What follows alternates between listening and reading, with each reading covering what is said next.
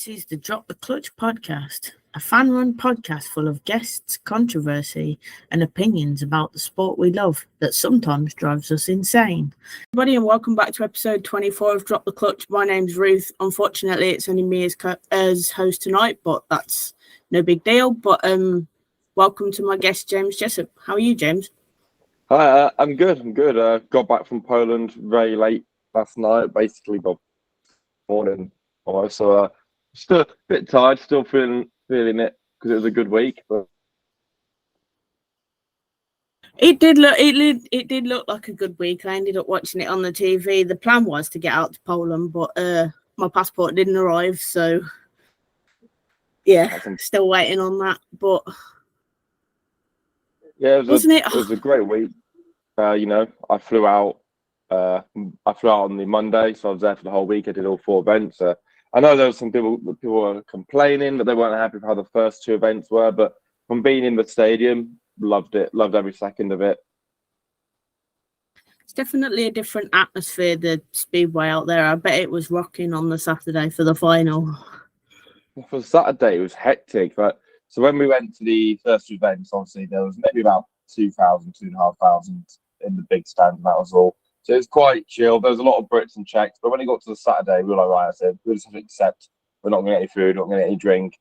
We're going in. We had a lot of Polish fans around us, and obviously we were supporting Team GB. We could feel ourselves becoming a problem to them in the early heats, and we were doing well. But yeah, it was a great atmosphere. It's got nothing on Cardiff still. I would still say Cardiff is the better atmosphere of the 2, but it was a very close second. That sounds good. Maybe I'll have to go to one of them before, because I've been to a Speedway of Nations meeting before, but I've never actually been to a World Cup meeting before myself. So maybe one day I'll have to go. But yeah, we'll have to see where it is, because the next World Cup is obviously in 3 years. Have to see where it is. Hopefully, it's not Poland again. I don't think it would be. I don't know. I would imagine it'd be somewhere like Britain or Sweden. Wonder where the Speedway of Nations will be next year, actually, thinking about it. We were discussing this with me and some of the guys who are out there. We were hoping that if the World Cup is like your bigger Speedway Nations, so to speak, so like Poland, Britain, Denmark, you should give a Speedway Nations to some of the smaller nations that don't get events, so maybe have a week in Italy or a week in Germany or Latvia. That sounds like a good idea. That would be. I think a week out in Lonigo. I mean, we've said if there's a week out in Lonigo for Speedway Nations next year, we're flying out there. A week in Italy, why not? That'd be cool, because I've heard good things about that track. Yeah, it's a historic track. I've watched some of the older Grand Prix on it. I mean, there's some decent tracks all around Europe, but obviously it's about whether they want the events or not. I suppose this is the case, because I was having a conversation with my dad last week about how poor the Wrocław track was in comparison to league racing during the 2 semi-finals. It looked nothing like league racing. Is that maybe because the club staff weren't doing the track prep, do you think? I think they were considerate about the fact they had 4 meetings to put on in short succession. You don't want to basically put all your best track out straight away, and then when it comes to the final, there's nothing left. I think that they were very considerate. Also, the weather forecast, there was a lot of rain expected those first 2 days. Literally after Heat 20, both days, thunderstorms came in, and it was the same in the final. So I think there were of the inclement weather coming in. I don't think the track was, being at the venue again, the racing was fine. I think maybe it didn't translate well on the TV cameras, but we all thought it was an all right meeting in the stadium. Okay. I did. Everybody's got their own opinion, but yeah. Well, I mentioned the final earlier, but what a result as well, especially for it to go down to the last race. I don't think anybody was expecting that. No, it was. We all said going into the final. I think there's a lot of people they couldn't. There's a lot of people that said Poland were going to walk it. I didn't think they would because they hadn't done track all week.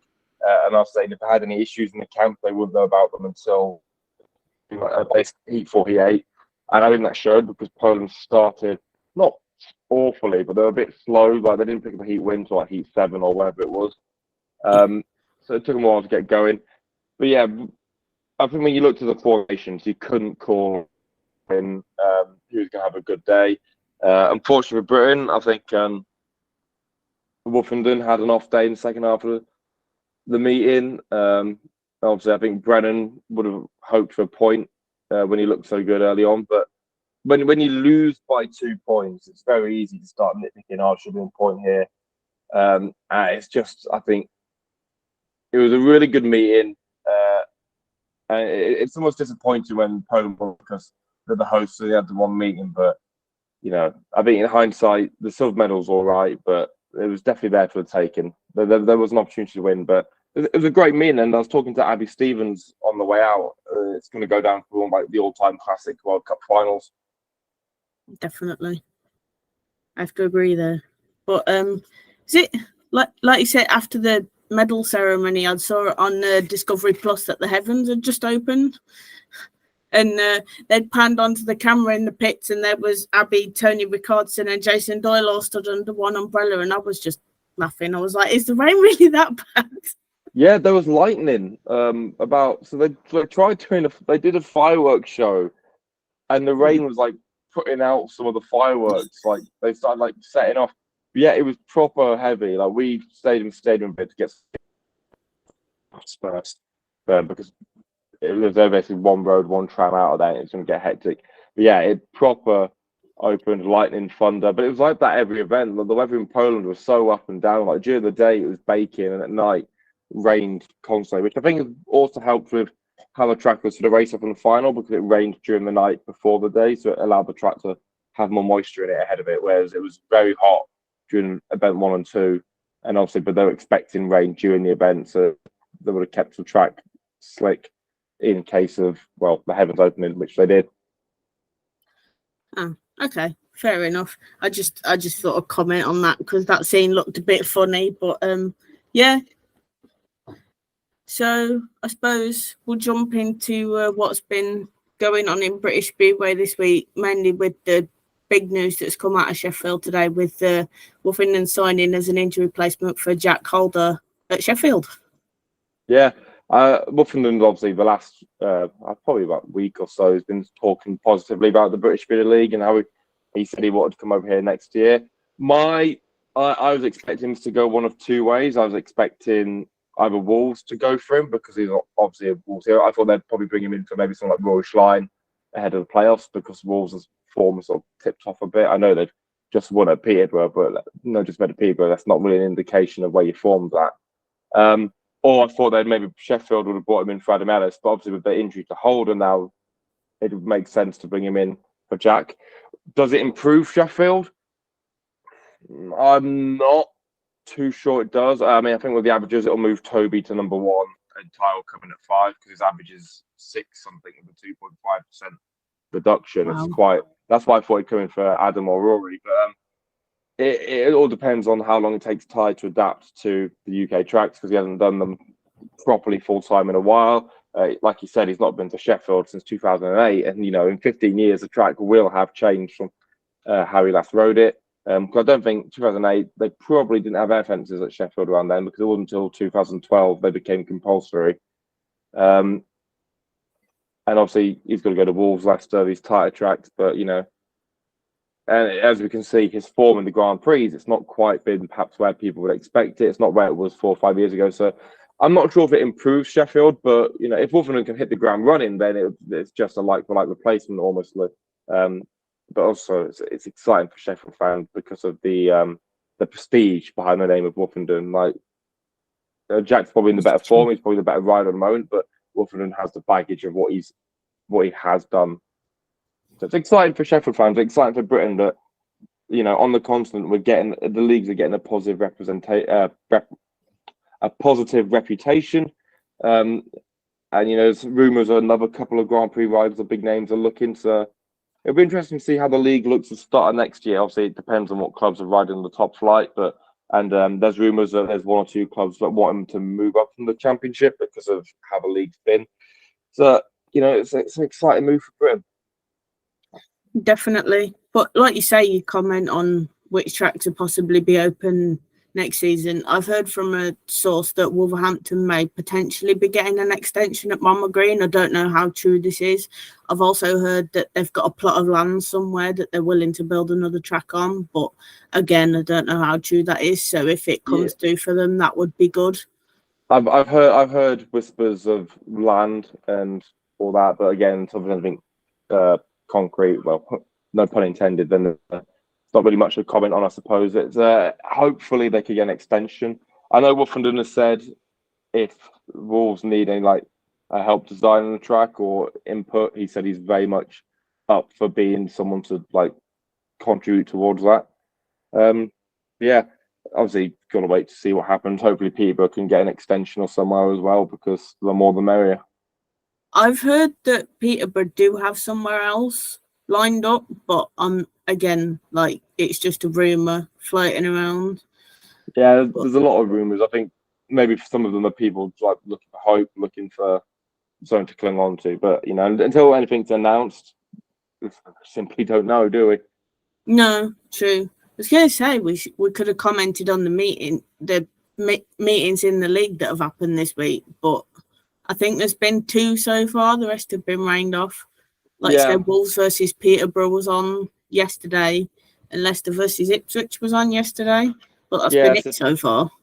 Yeah, so Peterborough obviously they gave their they probably pronounce his name Rulatop or how you say his name. Disappointing start for him. But a big win for Ipswich. Didn't see that personally. Didn't see that coming. I did my speedy scores on Twitter. And definitely did not have an Ipswich win, especially not by that distance. No, me neither. I was quite impressed with Dan Thompson. It just shows that now he's getting regular track time, that he can score the points and he knows how to do it. He was always going to do well away at Leeds as well. He wanted to make a point to the promotion. So it's one of those things that it's surprising when you see it happening, but when you think about it, it was always going to come out firing for this one. I think it's needed for him personally, because he's been a bit underwhelming this season. Obviously, he got dropped by Leicester at the start of the season. He's been I don't know how he's done in the chat. Is he still at Birmingham in the Championship, or was he? No, he's gone down to Plymouth now.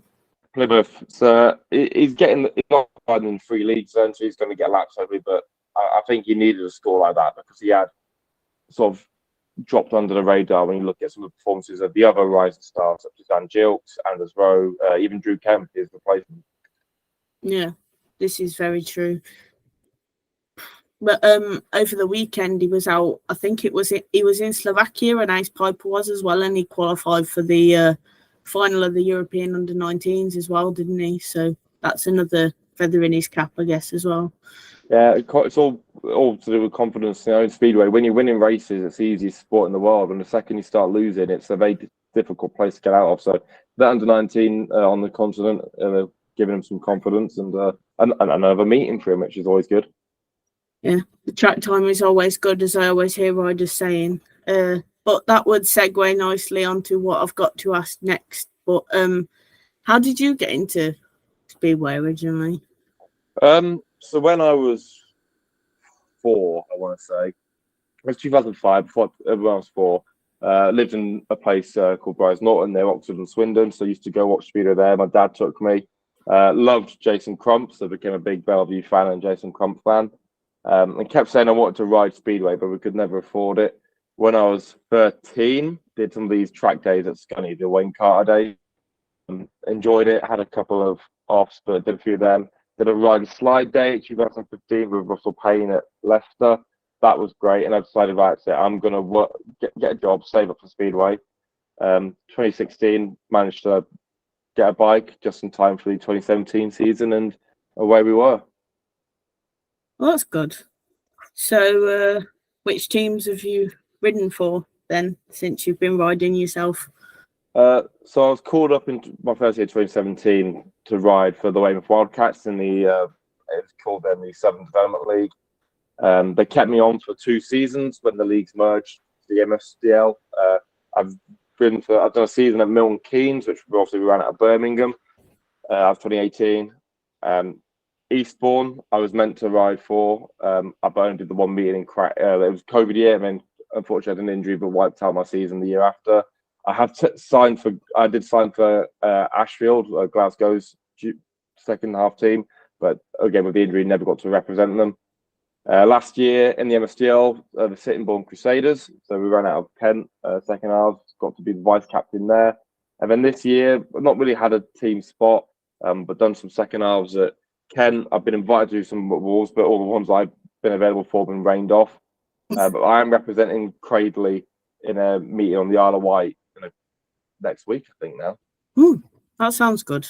Is it I haven't really been following the Isle of Wight's meetings really since they got started going. Is it just 2 teams or is it a 4-team tournament? So with what I'm riding in, it's equivalent of like an MSDL meeting, but it's run through the meeting. I'm not sure what their main event is. I did one last year when I rode in the main event. They're more a 3-team tournament, which is sort of the equivalent of a National League meeting. It was 3 4-team riders over 15 heats.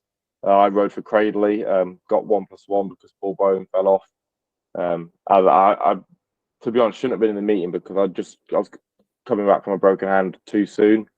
And the Isle of Wight, it's a huge fast track where you feel everything through the bike. So after about 3 heats, I was going to have 5. And I was like, no, I can't hang on here. But I'm looking forward to going back next week. It'll be a challenge. It's not the same standard of racing, so hopefully I can put myself about more. But yeah, the Isle of Wight, they do some good meetings. I like the show they put on there. Barry, the promoter, is always welcoming. The fans are lovely, and it's an interesting track. I wouldn't say it's my favourite, but it's unique. It's very different to any that I have ridden, so it'll be nice to conquer it one day.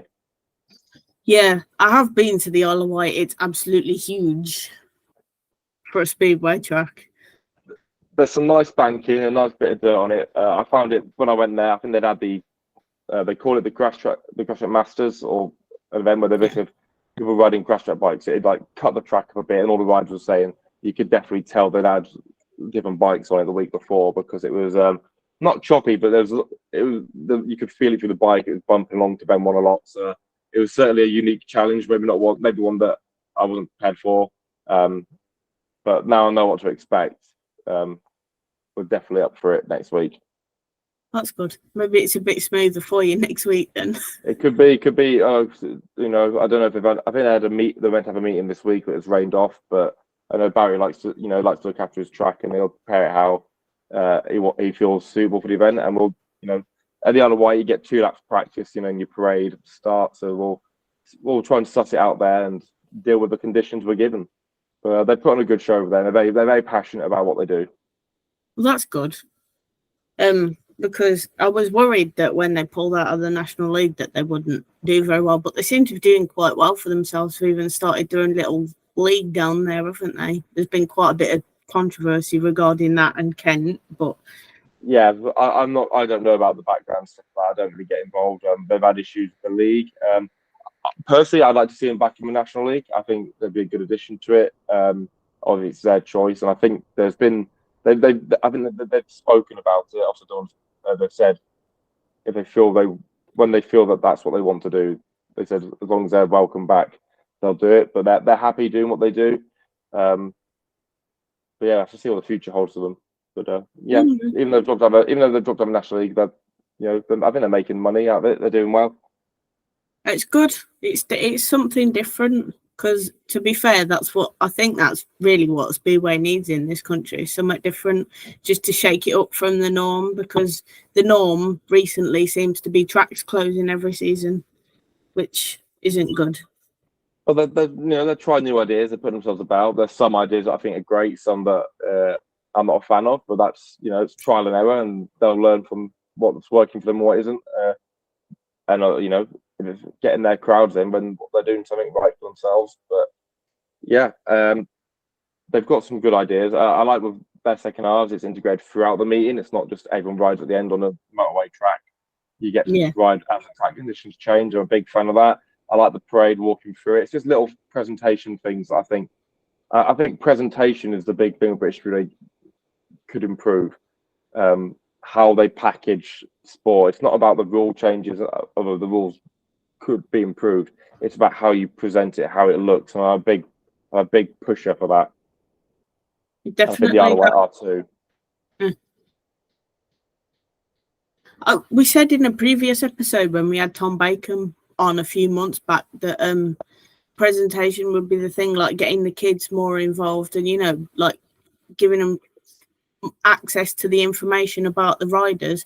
So we compared it to ice hockey. So they say, oh yeah, with the ice hockey players, you get like basic information like the height and weight, etc., and how they play. But it would be interesting to see how that you could get that information into Speedway, like how tall the rider is and like all different sources of information about the bike and stuff. Just so, because I always find when people ask me about the bikes that I explain it wrong and then they go, well, how does this work? And then I struggle to explain it myself sometimes, even though I do have a basic idea of how it works. So if that information would be more accessible, I reckon it would be more helpful. Some of it could be put in the programs, I'm sure. I think with the presentation as well, like, because obviously they're big Spice Boys, I'm a big football fan at the time. Simple as like a fan zone, meet the riders outside the stadium, put on events, you know, have games, like little. Because they do it in the Grand Prix. The Grand Prix, I think, are a full package, the way they're presented. They're very popular. And it's the same as in Poland.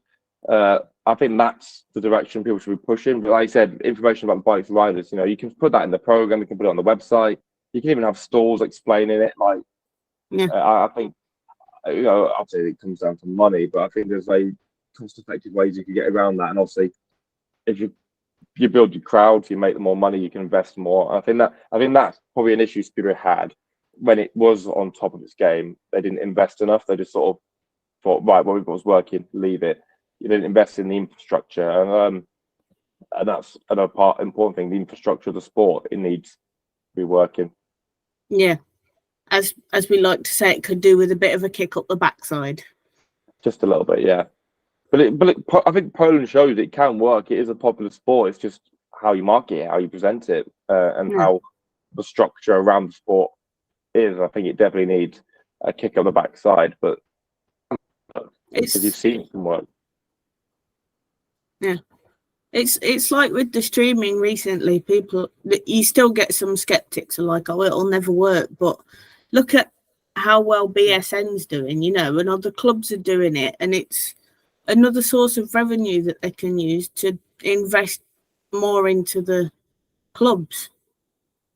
I think BSN's been fantastic for the sport, and obviously they're investing each year. They said they've had massive upgrades their technology this year. I think you can definitely see that it's a lot more of a smooth operation this year.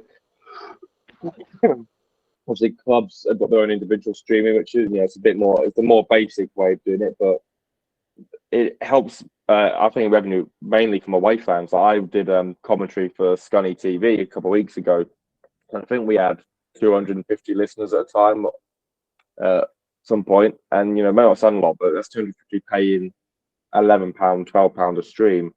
It's that can help cover the costs of one or two riders, it can help cover the medical, and you still get people in the gate because the home fans are still going to turn up and watch it, and there's still those that will travel to watch it. So streaming is definitely a big plus, I think, on that top of any TV money they're already getting from other broadcasters. Definitely. Your season going then, because I haven't seen your name about as much as I usually do. Yeah, it's not been great this year. So we started off so how last season ended, we obviously had my broken fingers and we rode in the National League Cup final.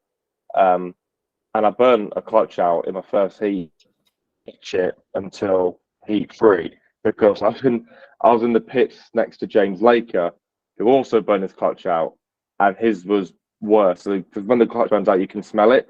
So when we smelled it, like, oh, that's obviously here. So we didn't catch it on my bike. And I went out for my second ride, and the clutch was just dragging. Like you could, if you're watching BSN, like it was basically just tubing all the way around. And I got to my third heat, I was like, no, this is not right. I got to take out my last ride because both bikes were having issues. I hadn't got no bike to go out on in my last ride. The Ash and Bowen went in, and that issue in the second bike, we have an issue with the carburetor and the clutch. We looked at it all through the winter, and they fired up fine. They were going fine. Come around to the start of the season, and the carburetor broke, and we got it looked at by 3 different people, and none of them could pick out what the fault was. We've got it fixed now. We basically went through and changed one part and kept trying it. We found what the issue was. But then also the clutch on one of my bikes kept not burning out completely, but the plates kept wearing out. Some of the parts in the clutch, some of the bearings in the counter shaft were basically damaged. The clutch wasn't working right. I have my battery for my clutch cooler. Jesus Christ, clutch cooler has also died, which is I've got to get a new battery because I went to a meeting at Kent for the second half.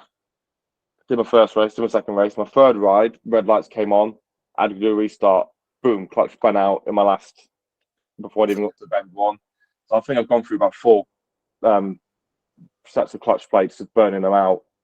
Ouch. So we've had to spend a bit of money on that. So I've been working with basically one bike. I've been invited to do second halves at Wolves, and I missed out on the first set because it's first come, first served. I was meant to be the second group. Turned up for it, rained off as I got to the track. And I've not been able to make some of the ones since because my bikes haven't been ready for them or work issues. So I've done some second halves at Kent. I'm representing Cradley, like I said, as their captain in their B team for the Nora events. But yeah, my season really hasn't happened. I've only got 2 more days planned out on track in August. I have to see what comes up. I want to get to Wolves at some point. Obviously, sort that out, and I've probably got some more with Kent. But yeah, it's been a big issue this season. Been the financial side of it. So I've got some good sponsors. I'm sponsored by Finna Watson. She's an artist. She does speedway art. I've been doing some work for her in terms of writing some basic articles for her website. She's been really good for me. Probably a rival podcast, Round the Boards. They've looked after me quite well. A woman called Jo Collins. She's staying on board. I think this is her 3rd year sponsoring me now.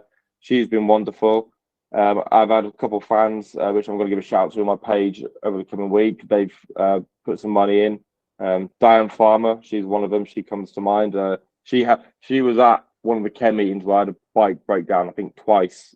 Yeah, one bike wouldn't start for one heat, and then the other bike didn't basically get off the start line in the second heat. She helped out massively, so it's all appreciated and it all adds up. Pete Hubbard, he's been with me for a few years now. He's chipped in for this season. But of course, if anyone else wants to sponsor me, see if we can get the second half of the season going. I've got both bikes now up and ready to go. Touch wood, but that's the end of the issues. We've avoided injuries so far. We've had our bike issues. It's frustrating because this is 3rd year in a row now that I've had issues. Last year I had injury issues with my hand. The year before it was with my foot and my collarbone. It would just be nice if we can finish. We're almost preparing for next season in a way, but like we've got 2 bikes working. We want to just keep them maintained nicely and just get some laps in to hopefully build some momentum so that next year could finally have a full season, because we've not had a full season since 2019. Sounds good. Maybe you should give Lawrence Rogers a ring, see if he's got any spots at Birmingham towards the end of the season. I've spoken to Lawrence a couple of times. It's something to look at. With Birmingham, it's a similar issue to Wolves, but it's midweek, so I rely on my dad being to get time off work, myself getting time off work. And me and Birmingham, I've got a weird history with Birmingham because it used to be my home track. I've never had a meeting in Birmingham where something has gone well. I think because you're Birmingham, you'll know this. I think I've turned up to Birmingham maybe 7 times and ridden twice because the amount of call-offs I've turned up for. Yeah. It's rained or someone's crashed in the main meeting, it's called off. So the joke is in my house, like we go to Birmingham, we just go, right, well, we'll unload the bikes and see what heat is. It's called the second half, called off for us. I always say I've got a bad experience with Birmingham. I think I was there for the Mitchell Davey crash. Oof. Yeah. Yeah, I it was an remember that. awful one, and that's the first and only time I've said I'm not up for this. I don't want to ride the second half, and it was thankfully for the second half I was called off because lack of medical cover. And every time I go to Birmingham now, I'm like I can feel my soul leaving my body. It's a track that I've really, again, a bit like the Isle of Wight. It's not my favorite, and I've got to beat it one day because I was turned up almost defeated before I started. But it always rains. I can't ride it. It always rains when I'm it always rains at Birmingham. Oh, you say that, and this week's meeting's been rained off already. It got Shocker. rained off this morning. I have been fortunate. I've spoken with Nigel Tolley a couple of times. He's a great guy to talk to. So hopefully something comes up. If I can get a lap at Birmingham, then sure. But go do a rain dance or something before we go out. I don't think we need any more bad luck at Birmingham. I don't think. No. But yeah, if there's one good thing everybody says about the club, it's that the track is literally the best it's ever been. I wouldn't know because I turned up. So last year around to Kent, we turned up and it started raining, and we were up for it, but the home team weren't. And naturally, that's why he got called off. And we were gutted because we had 3 lads who drove up from Kent. They'd taken a day off work. And we were up for it because we thought if it's wet, we'll just gate and hold them up and do what we can, like be slow, getting away. But and I know I've heard 50-50 things out of track. Some saying, yeah, there's definitely improvement. Some said there's still more work that needs to be done, but obviously they're on a budget. There's only so much they can do.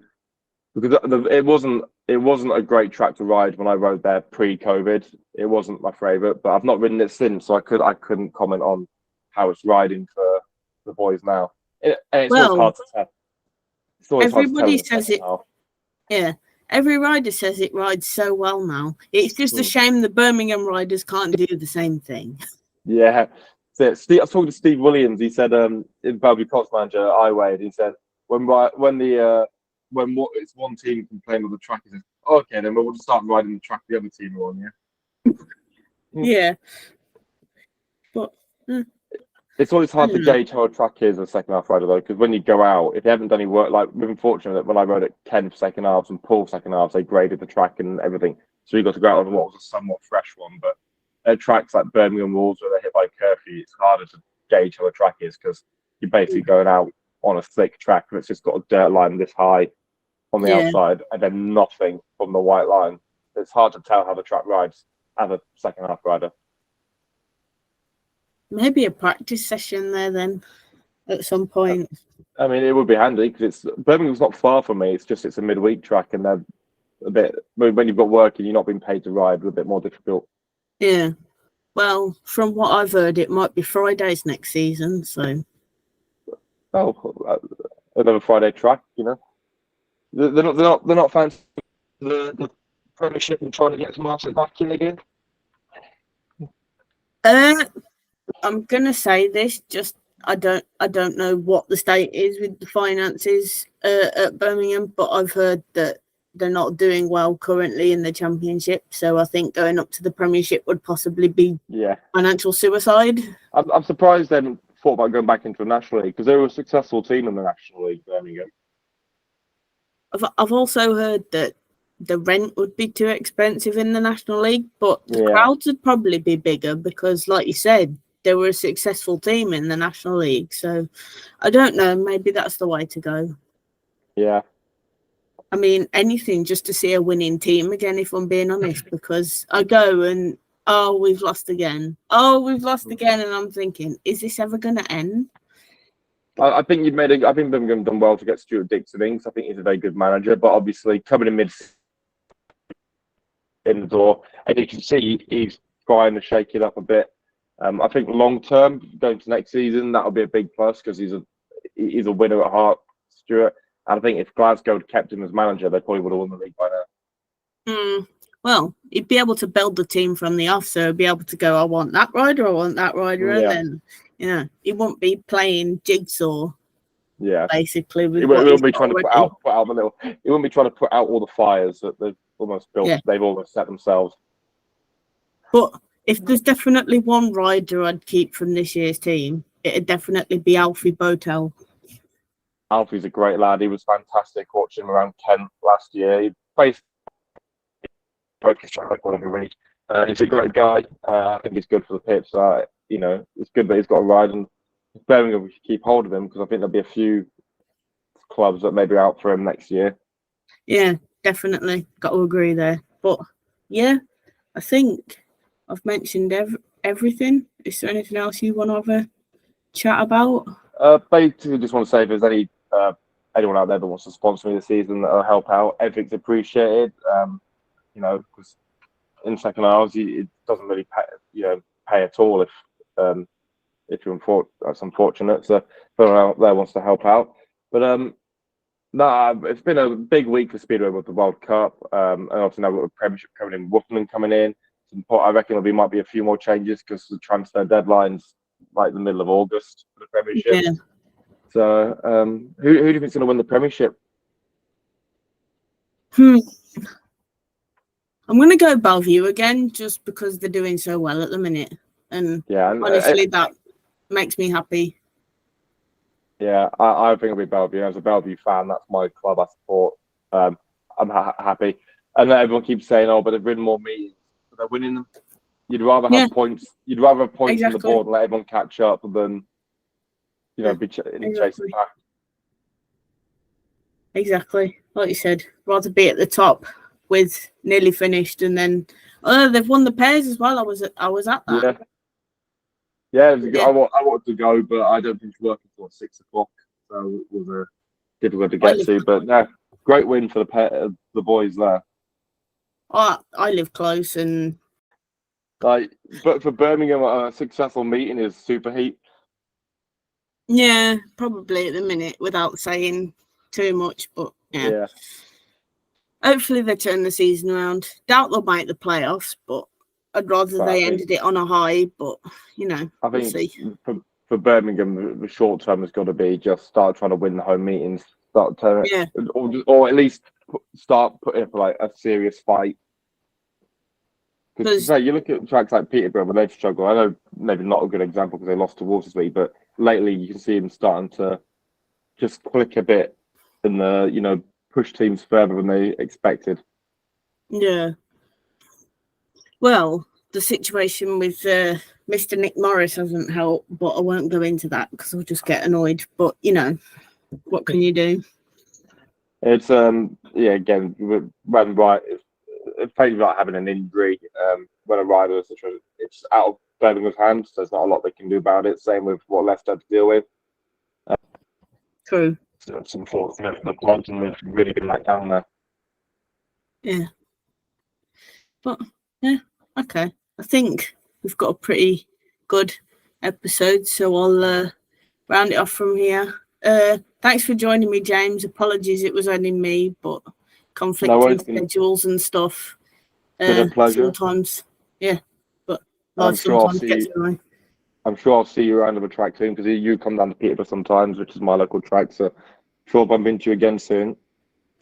More than likely, I'll probably be there before the end of the season. But yeah, it's been nice having you on. And if you ever fancy coming back on, maybe as a guest co-host or something in the future, if you've got the time, we'd definitely like that. Well, let me know. I'm always up for everything. Cheers for joining me this evening. No worries. Been a pleasure. Bye. You've just finished listening to another episode of the Drop the Clutch podcast. Thanks for listening. We appreciate the support. Have a good week, and we'll catch you on the next one.